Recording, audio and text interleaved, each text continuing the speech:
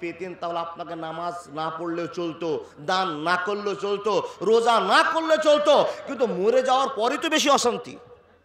কি গো বাপ, বেঁচে থাকাতে বেশি অশান্তি না মরে যাওয়ার পর বেশি অশান্তি? মরে যাওয়ার পর। কার অশান্তি? যারা এই জীবন দশাতে আল্লাহ এবং আল্লাহ রাসূলকে চিনেনি তাদের জন্য অশান্তি। আর এই জীবন দশাতে বেঁচে থাকতে যারা আল্লাহ এবং আল্লাহ রাসূলকে চিনে নিয়েছি তাদের কোনো অশান্তি নাই। প্রমাণ আপনাকে দিতে আরম্ভ করলাম। তাহলে মুসলমান, মরার পরেও যে আমাদের শান্তি নাই তার কারণ শান্তি নেওয়ার জায়গা হলো দুনিয়াতে। দুনিয়ার শান্তিটাকে আনন্দ অনুভব করে আখিরাতকে বরবাদ করে দিয়েছি। তাই মুসলমান, মরলেই আল্লাহর কাছে যেতে হবে। আল্লাহ বলছেন কি? বিসমিল্লাহির রহমানির রহিম। ইন্না ইলাইনা ইয়াবাহুম সুম্মা ইন্না আলাইনা হিসাবাহুম। কথা বলতে আরম্ভ করলাম, মনোযোগ দিয়ে কথাগুলো শুনে যান। মানুষের দল, আমরা বেঁচে আছি, টাটকা আছি, কোনো সময় আল্লাহকে ডাকলাম, কোনো সময় ডাকলাম না, কোনো সময় সুবহানাল্লাহ বললাম, কোনো সময় বললাম না, কোনো সময় খেলাম, কোনো সময় খেলাম না, দুনিয়াতে আনন্দের বসে চালিয়ে দিচ্ছি। দিন গড়গড় গড়গড় করে সেকেন্ড পার হয়ে গেল, সেকেন্ডটা মিনিটে পরিবর্তন হলো, মিনিটটা আপনার ঘন্টায় পরিবর্তন হলো, ঘন্টাটা আপনার দিনে পরিবর্তন হলো, দিনটা আপনার মাসে পরিবর্তন হলো, মাসটা আপনার বছরে পরিবর্তন হলো, দিন পার হয়ে চলে গেল মুসলমান। কিন্তু দিন শেষে একটা দিন আছে, লা ইস্তাখিরুনা সাআতাও ওয়া লা ইস্তাকদিমুন। যখন আপনি মরে যাবেন, পৃথিবীতে যত সেকেন্ড কাটিয়েছেন, যত মিনিট কাটিয়েছেন, যত ঘন্টা কাটিয়েছেন, যত মাস কাটিয়েছেন, যত বছর কাটিয়েছেন, এক এক করে সবগুলোর হিসাব দিতে হবে। উপায় থাকবে না, থাকবে না, থাকবে না। হে মুসলমান, মরে যাওয়ার পর যদি জবাব দিতে হয়, রব্বুল আলামিন বলছেন ইন্না ইলাইনা ইয়াবাহুম সুম্মা ইন্না আলাইনা হিসাবাহুম। আমার কাছে আসতে হবে আর তোমাদেরকে জবাব দিতে হবে, রিহাই হবে না, হবে না, হবে না। যতই করো বাহানা তোমায় আল্লাহ ছাড়বে না। কত হেলে দুলে চলছো ফিরছো, নামাজ পড়ছো না, যতই করো বাহানা তোমায় আল্লাহ ছাড়বে না। কত হেলে দুলে চলছো ফিরছো, দান করছো না, যতই করো বাহানা তোমায় আল্লাহ ছাড়বে না। কত হেলে দুলে চলছো ফিরছো, পর্দা করছো না, যতই করো বাহানা তোমায় আল্লাহ ছাড়বে না। একবার জোরে বলুন না সুবহানাল্লাহ। ভাই, বেঁচে থাকতে সেকেন্ডের পর মিনিট, মিনিটের পর ঘন্টা, ঘন্টার পরে দিন, দিনের পরে মাস, এই করতে করতে জীবন পার হয়ে গেল।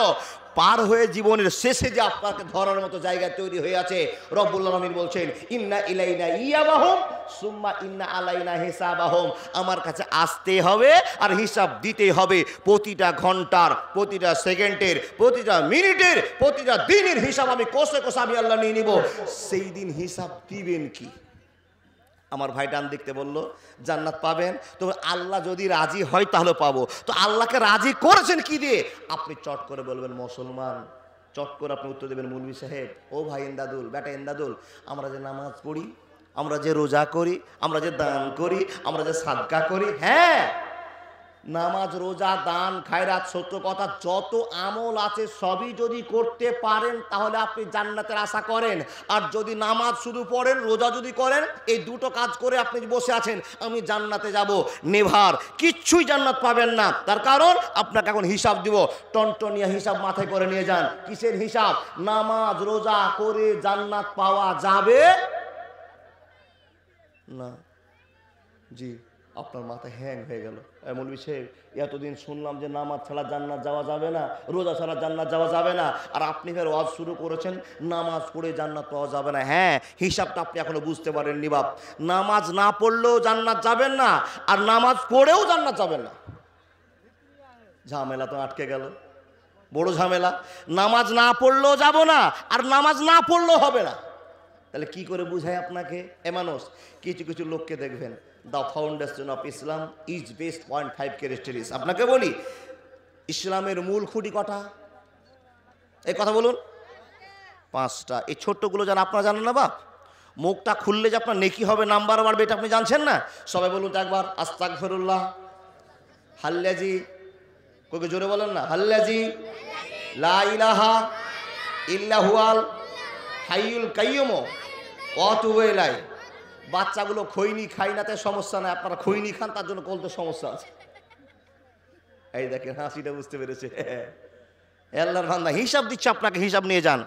শুধু নামাজ রোজা করলেই জান্নাত পাওয়া যাবে না। আর শুধু যদি নামাজ পড়ে যান জান্নাতের আশা করিয়েন না, নামাজ পড়তেই হবে। আর শুধু জান্নাত নেওয়ার জন্য যদি নামাজ পড়েন কাজ হবে না। বলে কেন মৌলভী সাহেব? একটা হিসাব আপনাকে দেব। একটা মানুষ দিনে রাতে কয় ওয়াক্ত নামাজ পড়ে? 5 ওয়াক্ত। তাহলে 5 ওয়াক্ত নামাজ পড়তে আপনি মসজিদে গিয়ে কাটান কত মিনিট গো বাপ? একটু হিসাব করি, আমরা ছোট্ট করে হিসাব করি। একটা মানুষ যদি জোহরের নামাজ পড়তে যায় তো 7, 8, 10 মিনিটে নামাজ শেষ হয়ে যায়। ঠিক বললাম কি ভুল বললাম? যদি কোনো বড় মুসাল্লি থাকে বসে বসে সুবহানাল্লাহ, আলহামদুলিল্লাহ, আল্লাহু আকবার, লা ইলাহা ইল্লাল্লাহ সব তাসবিহ তাহলিল করছে, লোকটার টাইম মসজিদে কাটালো 15 মিনিট। কবে এটা বললাম? কিন্তু কোনো মুসাল্লি 15 মিনিট কাটায় না। যেমনই জামাত শেষ হয়ে গেল, আসসালামু আলাইকুম রাহমাতুল্লাহ, আসসালামু আলাইকুম রাহমাতুল্লাহ, বাড়িতে কত যে দরকারি কাজ ছিল, সমাজের কত দরকারি কাজ ছিল, সঙ্গে সঙ্গে গেট থেকে বেরিয়ে গিয়ে রাস্তায় সুবহানাল্লাহ সুবহানাল্লাহ সুবহানাল্লাহ সুবহানাল্লাহ সুবহানাল্লাহ সুবহানাল্লাহ সুবহানাল্লাহ সুবহানাল্লাহ সুবহানাল্লাহ সুবহানাল্লাহ সুবহানাল্লাহ বলতে বলতে কোন সুবহানাল্লাহ হয়ে গেছে ফেরেশতা ধরতে পারে না। কি বলেন গো? হয় না? লোক দেখেন না, সালাম ফিরা হলো মানে মানলো দৌড়। ওর এমার্জেন্সি কত আছে? মসজিদে বসে সুবহানাল্লাহ, আলহামদুলিল্লাহ, লা ইলাহা ইল্লাল্লাহ, আল্লাহ